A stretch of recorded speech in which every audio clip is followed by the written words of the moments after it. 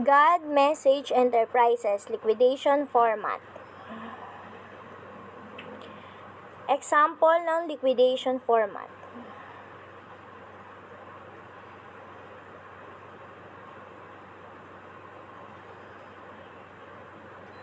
Ayan, makikita natin, ayan ang example ng liquidation format.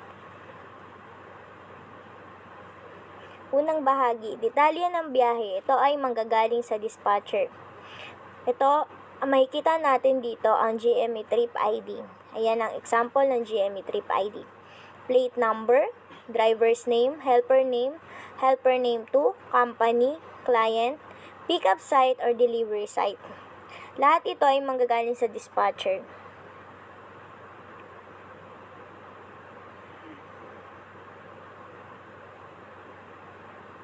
Pagdating sa pickup site before loading, bibigyan kayo ng documents. Isusulat lamang ang reference ng biyahe sa liquidation form. Kaugnay kung anong petsa kayo natapos mag-pick up and deliver. Yung documents reference number ay itanong natin sa dispatcher para alam natin kung ano yung mga documents reference number lamang kung ano yung isusulat sa liquidation. Pick up date kung anong araw kayo nag-pick up, delivery date kung anong araw kayo natapos mag-deliver. Budget allowance of truck, initial budget, PCB number, amount, or pag online transfer naman, date of padala and amount. Ilalagay lamang kung anong PCB number or petsa at magkano ang pinadala sa online transfer. Ayan ang example ng ating PCB number at online transfer.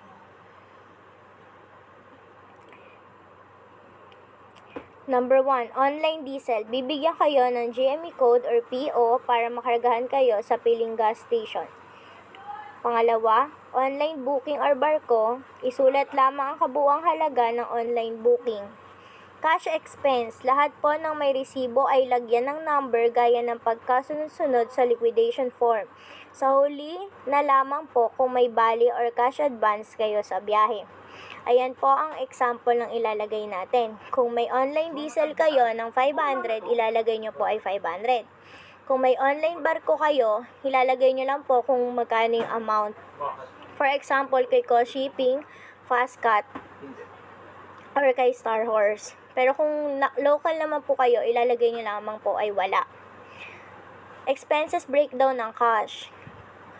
For example, meron kayong 1,000 na budget. Ilalagay nyo lamang, kung na may meron kayong flat tire na resibo. Lalagyan nyo yung resibo nyo ng number 1. At ilalagay nyo sa liquidation form kung pang anong number yung nilagay nyo doon sa resibo. Flat tire, 600. At kung wala naman pong resibo or may bale lamang po kayo, ay ilalagay nyo na lamang po doon sa ibaba. Driver bale. Or kung may bali man yung helper at helper 2. Ikahuling bahagi, ilagay ang tamang total expense, budget, sukli, or may abono. Pangalawa, siguraduhin na may pirma ng driver o helper ang liquidation form, pati ng admin na magre-receive ng inyong liquidation form.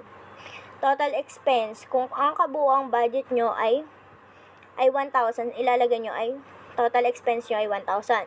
Kung ang budget naman na pinadala nyo sa inyo ay 1,000, ilalagay nyo lang 1,000. Change sukli kung wala. Kung bangga naman yung budget sa total expense, wala kayong ilalagay na sukli. Wala rin kayo ilalagay na abono kung sakto lang ang expenses sa budget.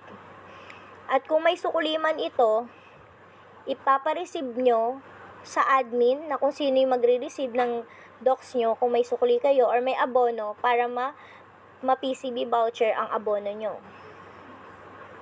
Yun lamang po. Maraming salamat.